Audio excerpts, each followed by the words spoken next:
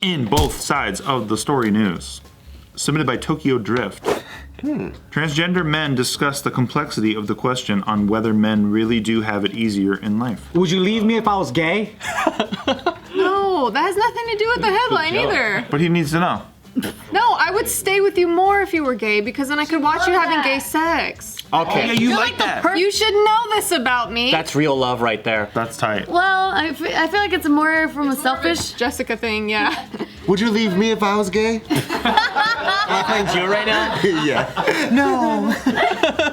That's real love. Jess, is it because there's only dicks and that? I'm so straight. She likes a lot of Only dick. dick. It's like the straightest straight person. And I like a lot of pussy. I'm so straight that I think I might be a gay man deep inside. Wow. That's true. I'm lesbian. All right, so I thought this piece was so fucking interesting. Yeah, I loved So it. this is from, because Bart read it as well. So this is from the Washington Post, and it was this journalist. She interviewed 4 transgender men, which means they were born a woman and then they converted, or Yeah, they transitioned into. transition is the word. I said converted. Transitioned into a man. But I knew there was a specific term, and I forgot that. And a lot of them transitioned like for over 10 years already. Like somewhere like 2006. A lot of the people in this article like look straight up like macho dudes. Like I would never be able to tell. Like they work at Home Depot or something. They were women? Yeah, but you could see like the scars from the breast reduction and things like that. But other That's the than only that, sign. Otherwise, it just they look like actual. Yeah. Very, very passing. So there's 4 people, right? Hopefully we'll get to all 4, but we'll start with Tristan, who's 50 years old. He's a professor of gender studies at California State University. San Luis Obispo. Stanislawski? I've new never one. fucking heard of that one. I just thought Stannis like fucking Game of Thrones. Game of Thrones, homie. He's so boring, dude. All right, so this is what he looks like. That does not look like a chick at all. See? Looks like a dude. I feel kind of Attracted? Oh. attracted. Well, not necessarily to that guy, but I feel a little bit sad for the men that are transitioning to women because I feel like they have a much harder time For sure. in society. Not Thai guys. Yeah, Thai very guys. true. Thai guys are They already very have like good. the fragile bone Yeah. structure and stuff. But for a lot of the women, all they have to do is take testosterone, and then like after a few years or whatever, like they can look more like men. Adam's apple starts popping out. Dude, testosterone's powerful shit, man. Yeah. Yep. So with Tristan here, he transitioned back in 2008.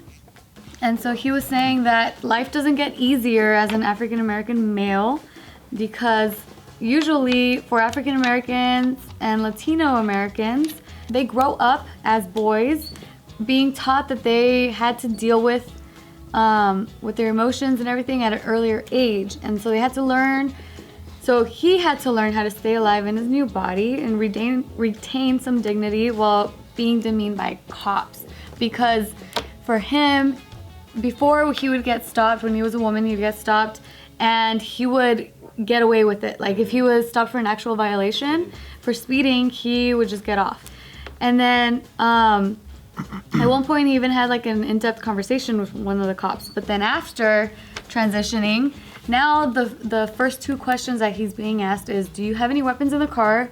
And are you on parole or probation? Right. So that's as a man, he's discovering that he's treated worse, but as a black woman, he was still treated better. Yeah, than as a black man. Exactly. And then there's even an incident when he called like the fire department or the police because someone ran into his neighbor's home. Right, so he called the police, and then when the police came, they treated him like the They criminal. like had the guns. Get that on the ground. And that's never happened to him as a black woman. So they were like, wow, this shit is real. Yeah. And I think that's one thing that females forget, that men are always viewed as threats. Yeah. From even if you did nothing wrong, because statistically, guys are the main criminals in this world. Even if it's like a domestic abuse case. Yeah. Like let's say me and Gio, there's like a loud fight, the neighbors call the cops they're gonna Assume. assume that I'm beating Gio's ass, even though she's way taller than me. Unless you have like a bunch of cuts and bruises and she has none. I don't know. They still might beat my ass. Probably be like, it's From your far fault. away, I'm pulling a gun on you for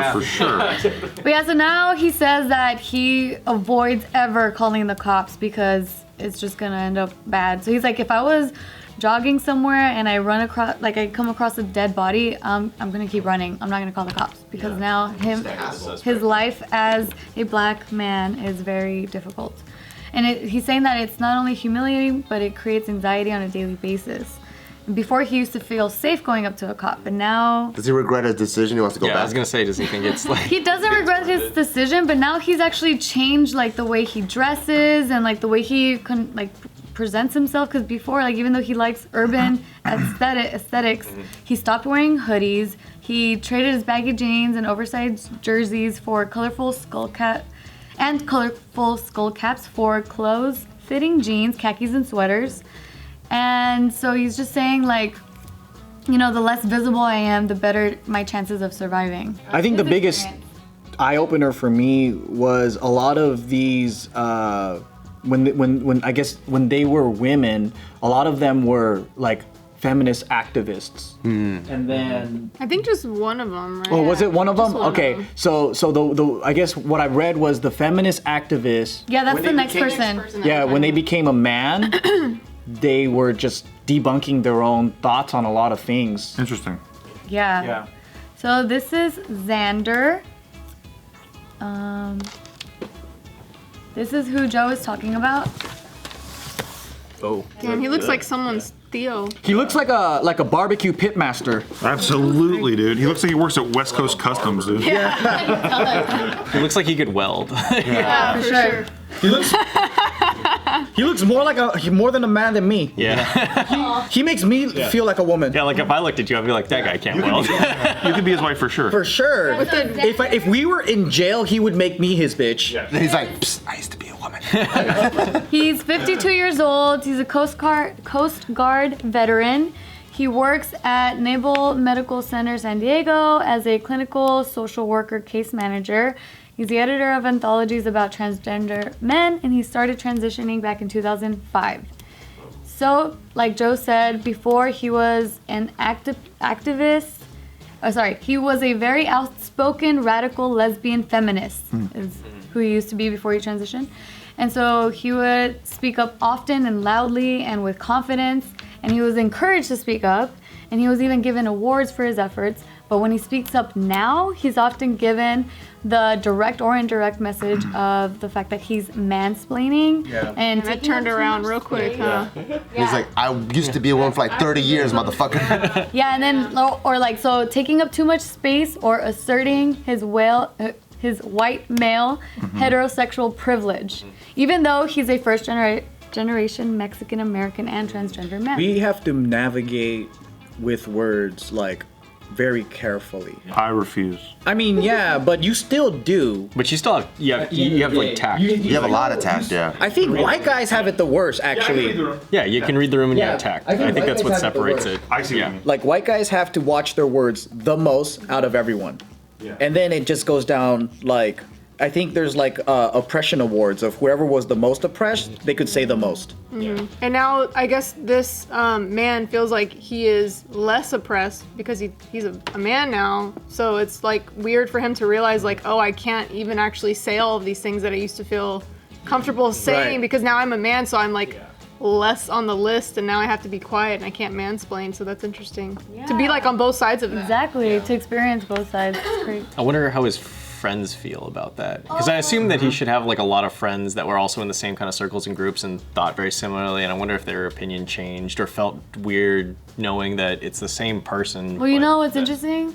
The next person we talk about does talk about how his friends reacted to his transition. Yeah, so this guy here, his name is Chris. He's 49 years old, transitioned in his mid-20s. And this is what he looks like. Who's Chris? Fool looks manly too. Looks like George Clooney, bro. Crazy. So for Chris, he said, so he's an advertising creative director, public speaker, and author of a memoir called Balls. It takes some to get some. I like that title. It's pretty good. Dude, no kidding. If you go through that surgery, bro, you got balls, man. Holy fuck. And you're dedicated. Yeah, You got dude. some dedication. You are not an imposter. You believe what you're saying. Yeah, so he's saying that he began his transition at age 26, and a lot of socialization came from the guys at work.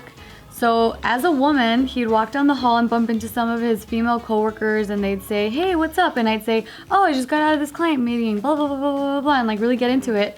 But then as a guy, he'd bump into a guy in the hall and he would say, "What's up?" And then he'd go into his story, and then by the time he realized, like, he's already down the hall like the other guy. And then so he was like, well, that's kind of fucking rude. Women are chatty. Yeah. Women are chatty, and he had to get used to it. He had to get used to guys not being They chatty. just go like, "What's up, bro?" And then they keep walking. They're like, "I don't give a fuck about your life, dude. I gotta go." Yeah. Damn. That's true. Unless we go, how was your weekend? Yeah. But even that means I went fishing, and I just ate this Wrap new it up. burger. You're talking too much. Wrap Play it. the music. Yeah. The Grammy music. Closing time. I had a burger and I went fishing. Cool. Later. Oh, where'd you get a burger at? Oh, cool. I'll have to check it out. Yeah. Yeah. And then you look on your phone and you go, Monday, burger, get it. And then they go back home, you want to go get this burger? And then the other guy goes, fuck yeah. And then you go eat burgers. That's a good burger. And then part ways afterwards. That's a good ass burger. He was saying, like, when you're socially transitioning, you want to blend in and not stand out, so it's uncomfortable when little reminders pop up that you're not like everybody else. So for example, he was also expected to know everything about sports, and like he watches sports, but he's not like super deep into sports like a lot of guys. And he remembers the first time he was at a wedding as a groomsman. It was maybe about 3 years into his transition that all the guys lined up for a photo, and one of them shouted, "High school football pose," and then everyone just dropped down and squatted like on the offensive line, and he was like, "What the hell is going on? Like, I've never played. Like, I don't know what the fuck to do." It'd be the I same wouldn't know thing what to though, do. like for if a guy was transitioning into a woman and all the girls were like sorority squad, fucking like the bend and snap or whatever, and then like the guy would be like, "Wait, what?" Like What's the bend and snap? It's from Legally Blonde. The cheerleader thing, or no, it's from a movie. Yeah, so then he was saying that he noticed that hormones made him become more impatient. So he had a lot of female friends, and one of the qualities that they really loved about him was that he was a great listener, but after being on testosterone, they told him that his listening skills weren't what they used to be. So one example is that he was driving with one of his friends, and he asked her like, "Hey, is your sister meeting us up for dinner?" And then 10 minutes later, she was still talking, and he still had no idea whether or not she was coming, so he ended up just snapping and said, "Is she coming or not?" And then that's when the friend was like, "You know what? You used to like hearing all the backstory and how to get around to the answer. And a lot of us have noticed that you have become very impatient lately, and we think it's that damn testosterone." Testosterone does that to us? He's able to understand like the way men are in such a way that I can't ever like. Can you imagine being in a man's mind? Like all you have to do is take some testosterone. Is really like what the hell? I think we're more complicated than I don't know. I like to think. But we're not. Sometimes I do, sometimes I don't. I know. That's the thing about us, man. Sometimes I'm like, yeah, I'm super complicated, and then I'm just like, at home, I'm just like, no, I'm pretty satisfied with just these three things. I've got a hamburger and a beer right here. Yeah. Have you ever had that moment with yourself where you're like, am I deep? Yeah, and then you're like, and then it like just spaces out, and then I don't think I'm it goes very nowhere. Right. I don't think I'm deep. All women feel deep as hell. I'm deep. There's like layers upon layers. I feel pretty simple. Just your reaction to it. I fucking love it. I'm deep. I know, and you're holding you're clutching your elbows like a woman right now. I love it. I'm deep. I just want to sit on a couch somewhere Yeah. Ooh, I like that too. and just chill the fuck out. I wish I had a gin and tonic in my hand, because Jess talked about it earlier, because she's really into that shit. And I wish I was just fucking chilling. You know what I mean? Just Want to chill. Just on, like you said, uncomfortable seating. Maybe the lights a little lower. Yeah, and then keep the women chatter to a minimum, you know? Yeah. And a little bit of music. I'm deep. I study pyramids and shit. Oh, that's so good, man. He's like, "Hey, professor, I think I'm deep. I study pyramids and shit." Shut up. I mean, who does it? The stupid ones. Well, if you guys are interested in reading about the I think last this is person, you should check out the fascinating. article. It's actually really fascinating, especially if you're a woman and you don't know what the experience is like for a man. Like, it made me open up. When I was reading this, I was like, in your face, girls. You think life is easier being a male? Well, in a lot of ways it is, but there are little nuances that Yeah. we as females don't pay attention to or don't even care Yes. to think about. But so do you guys, for us. Like, the same thing is. I don't think life is easy for a woman. I think life is fucking hard. But I don't look at any group and think, you got it good. I think rich people have their own fucking problems. Everybody has, well, it's not as bad as poor people, but still. I think rich people have it worse than poor people. You know, No, that's kidding. true. I don't 'Cause You better take it back. Your toe in there real I really quick. do. Why? Because Casey and I were at the beach recently, and like we were just sitting down talking, and this really rich lady, she comes, like she passes behind us because we were sitting like by the boardwalk thing, and she was talking crazy. But you could tell she was like really well off because of the shit that she was wearing. That's But She true. was talking to herself, and I thought she had like an earpiece or something, but it was kind of like Blue Jasmine. Did you ever see that movie? You should watch it. It reminded me of that. She's just crazy. I know, Yeah. but she's rich She as just fuck. went. She went to Beverly Hills Goodwill. Crazy. That's what it She's sounds fucking like. crazy. I saw a rich But lady, Blue Jasmine talks about that too, because it's this rich lady that her husband ends up getting locked up, and she doesn't have money anymore. She goes crazy because she's broke. That's what it's I saw a rich lady in a Rolls Royce in West LA, and then she was picking her nose and eating it like aggressively. Ew. With both of her fingers, she My was at a God. stoplight and she was like, I saw a rich lady in a Bentley hit a homeless guy, and then she was like, "Fuck! I just got it cleaned. Are you fucking shitting me?" Wait, here she had the top down. Yeah, of course. Holy fuck! Jesus Christ.